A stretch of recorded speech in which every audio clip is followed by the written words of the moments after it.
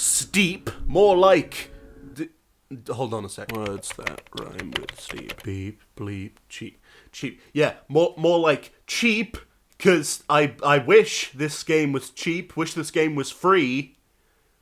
So, Steep. It's an open-world skiing, snowboarding, wingsuiting, and paragliding game by Ubisoft Annecy, and a game that I have mixed feelings for. In this game, you play as a guy who is apparently a professional skier, snowboarder, wingsuiter, and paraglider. That must be a pretty impressive resume. And the game takes place in what I choose to believe is extreme snow sports enthusiast heaven, where all anyone does is do crazy snow sports things all day, forever. After the game teaches you how to shred it up on the slopes, the mountains open up to you and you can go and do a bunch of different challenges, races, freestyle events, or just explore and find new points of interest until you level up and new challenges become available. To the game's credit, the world is absolutely huge, even though to be fair, like 80% of it is just snow and trees. And the skiing, snowboarding, wingsuiting, and paragliding all work fairly well. The skiing and snowboarding basically control how you'd expect, the wingsuiting is generally fast and fun, and the paragliding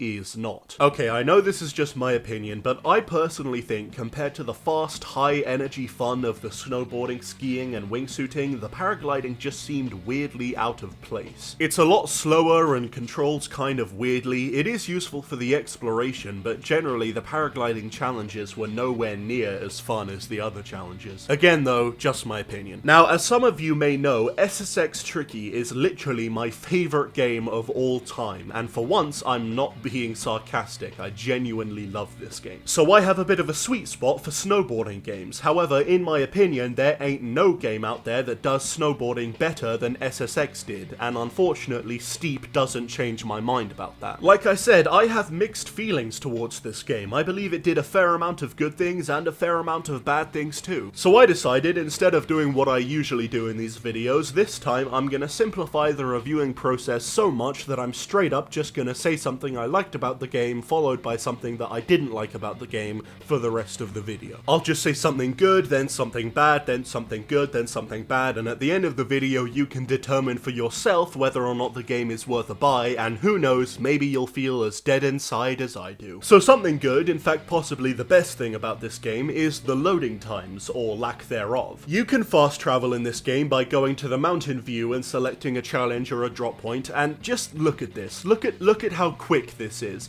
I'm here on the map and I want to get all the way over here, so I press one button and boom, I'm there. No loading time, no cutscene, no nothing. Now something bad, the G-force mechanic. So when you're skiing or snowboarding around, if you're going fast and decide to do a trick, thanks to this shit, even if you land it perfectly, you'll sometimes bail because you were going too fast and decided to do a trick too crazy. This may sound harsh, but I think this shit is so stupid and has no place in a game like this. I get what it's supposed to do. It's supposed to make you think more carefully and tactically about your jumps and make the game seem more realistic, but in reality all this does is limit the amount of crazy cool tricks you can do. This is called extreme sports for a reason. You want the player to feel like he's an insane snowboarding and skiing god. All this does is limit your speed, limit your jumps, and limit your fun. Why are you limiting my fun, Steep? Something good. Despite the G-force shittery, the more fast-paced challenges, whether they're races or freestyle events, can be a lot of fun in the snowboarding, skiing, and especially the wingsuiting. Some of those challenges were pretty damn hard and a lot of fun. Something bad, well, like I said, the paragliding, not so fun. Something good, there are quite a lot of new challenges and locations to unlock. Something bad, most of the locations look exactly the same. I mean, I know it's hard to make snowy mountains look different from one another, but still. Something good, the online works very well. Something bad, there were some bugs. Something good, the game is goddamn gorgeous, plus it can render a ton of shit and the field of view is huge. Something bad, when you bail out, sometimes you get knocked out and sometimes you don't. Now, it makes sense that you shouldn't be able to recover if you're unconscious,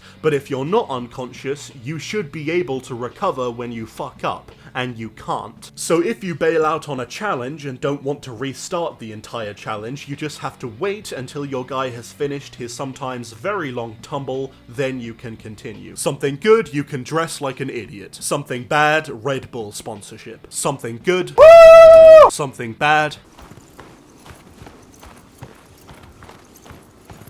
something good. This is the best day of my life. Something bad.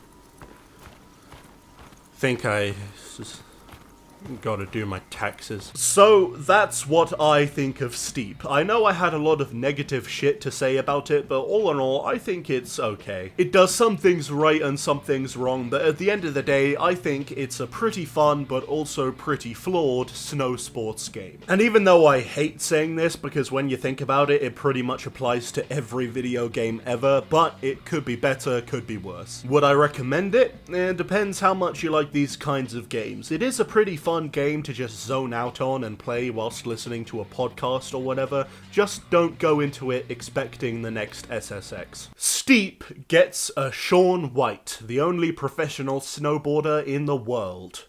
Probably. I mean, do you know any others?